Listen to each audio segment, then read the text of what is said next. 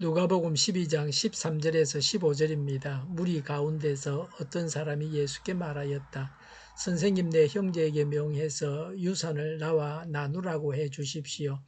예수께서 그에게 말씀하셨다. 이 사람아, 누가 나를 너희의 재판관이나 분배인으로 세웠느냐? 그리고 사람들에게 말씀하셨다.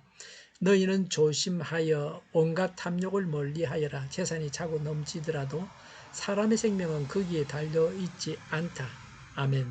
어리석은 부자의 비유입니다. 13절에 무리 가운데서 어떤 사람이 예수께 말하였다. 선생님, 내 형제에게 명해서 유산을 나와 나누라고 해 주십시오라고 했습니다. 부모의 유산을 형으로부터 받게 해달라는 것입니다. 정당한 요구 같아 보입니다. 부모의 재산을 형제가 나누어 가져야 합니다. 유산 분배에 있어서 형이 더 가져야 합니다. 장남은 두 몫을 가집니다. 그러나 동생에게도 유산이 분배되어야 합니다. 형은 놀부 같고 동생은 흥부 같다고 할까요? 이 세상을 사는 사람들의 요청이 이런 것입니다. 이 세상을 살면서 억울하게 재물을 빼앗겨서 작게 해달라고 요구하는 것입니다. 법원에서 재판하는 사건 중에서 재산과 관련된 것은 상당히 많습니다. 우리도 나의 재물을 찾기 위해 애를 쓰고 있습니까? 하나님 앞에 기도하고 있습니까? 14절에 예수께서 그에게 말씀하셨다. 이 사람아, 누가 나를 너희의 재판관이나 분배인으로 세웠느냐라고 하셨습니다. 예수님께서 이 세상에 오신 주된 목적은 예수님은 재판하러 오신 것이 아닙니다. 재산을 분배해 주는 분으로 오신 것이 아닙니다. 재판관은 우리 사이에 있습니다. 재판하는 일은 하나님께서 그에게 맡기셨습니다. 우리는 우리의 주된 일을 하기 위해 매진하고 있습니까? 내가 해야 할 일이 무엇인지 모르는 사람이 문제입니다. 자신이 해야 될 주업이 무엇인지를 모르고 남의 일에 간섭만 합니다. 남 비판은 잘하는데 자기 일은 하지 못합니다. 아무리 가치 있는 일을 한다 해도 자신이 해야 할 주된 일을 망각하고 덜 중요한 일에 매달리는 것은 잘못입니다. 예수님은 더 중요한 자신의 일을 위해서 좋은 일도 하지 않겠다고 하십니다. 우리는 이런 정신이 있어야 합니다. 우리 자신이 해야 할 주된 일은 무엇입니까? 내가 가장 중대한 목표로 정하고 있는 것이 무엇입니까? 나의 주업은 무엇입니까? 돈 버는 일입니까? 가정에서 살림을 사는 일입니까? 직장에서 해야 할 일입니까? 학생이면 공부하는 일입니까? 네, 열심히 하셔야 합니다. 성도로서 하나님의 자녀로서 우선적으로 해야 할 일이 무엇입니까? 첫째는 성경을 묵상하는 것입니다. 성경을 통해서 하나님의 말씀을 듣고 그 말씀을 통해서 구체적으로 오늘 내가 해야 할 일을 행하는 것입니다. 매일 성경을 통해서 하나님 말씀을 들어야 합니다. 둘째는 기도하는 것입니다. 남을 위해서 기도하고 나의 간구를 해야 합니다. 그리고 중요한 것은 말씀에 근거해서 기도하는 것입니다. 말씀을 듣고 그 말씀을 실천하겠다고 다짐하고 도우심을 요청해야 합니다. 셋째는 성도로서 모여서 교제하고 하나님을 예배하고 사람들을 위해서 봉사해야 합니다. 넷째는 전도하고 양육해서 제자를 삼아야 합니다. 신앙을 위해서 기본적으로 해야 할 이런 일들을 해야 합니다. 15절에 그리고 사람들에게 말씀하셨다. 이 사람의 일을 계기로 해서 예수님께서 하신 말씀입니다. 15절에 너희는 조심하여 온갖 탐욕을 멀리하여라고 했습니다. 온갖 탐욕을 멀리해야 합니다. 그런데 탐욕이 잘 제어되지 않습니다. 탐욕에 빠지지 않으려고 해도 잘 되지 않습니다.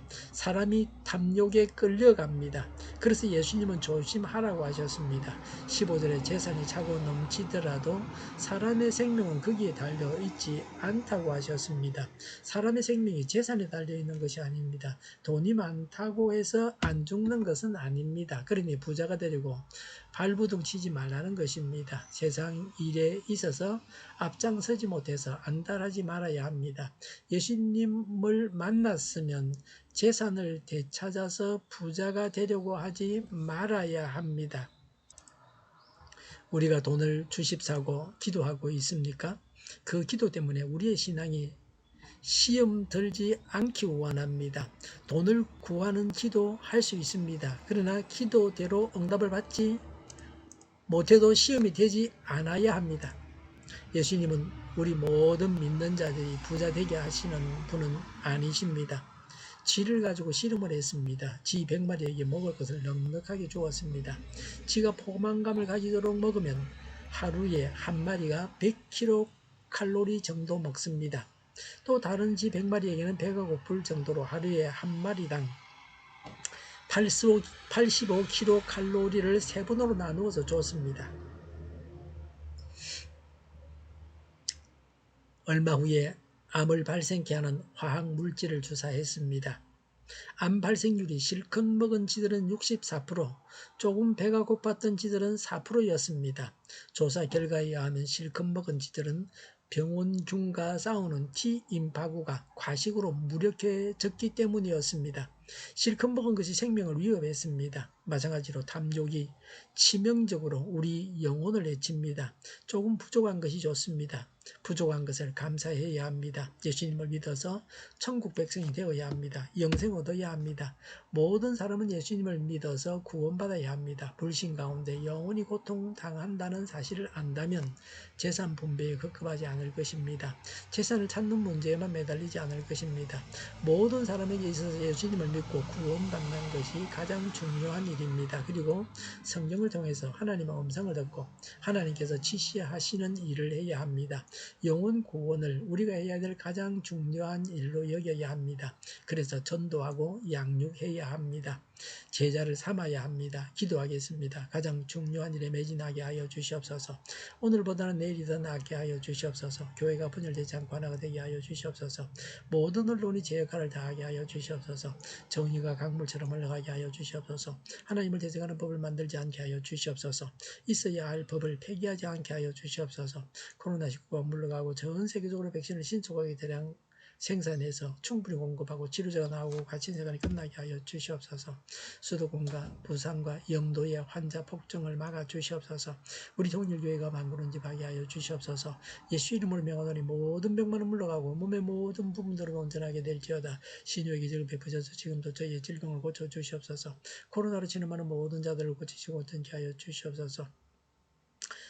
교회와 나라를 고치시고 잘못된 것을 제거해서 성결하게 하여 주시옵소서. 저희와 교회와 나라의 민족을 불쌍히 여겨 주시옵소서. 교회와 나라의 지도자 복을 허락하여 주시옵소서. 하나님께서 기뻐하시는 교회와 나라가 되게 하여 주시옵소서. 늘 맑은 공기를 마실 수 있게 하여 주시옵소서. 공부하는 학생들에게 지혜를 다하셔서 앞서가게 하시며 합격의 영광을 누리게 하여 주시옵소서. 오늘도 하나님 안에서 차고 넘치는 삶, 복된 삶을 살게 하여 주시옵소서. 감사와 찬양을 주님께 돌려드리며 예수님의 이름으로 기도하옵나이다. 아멘.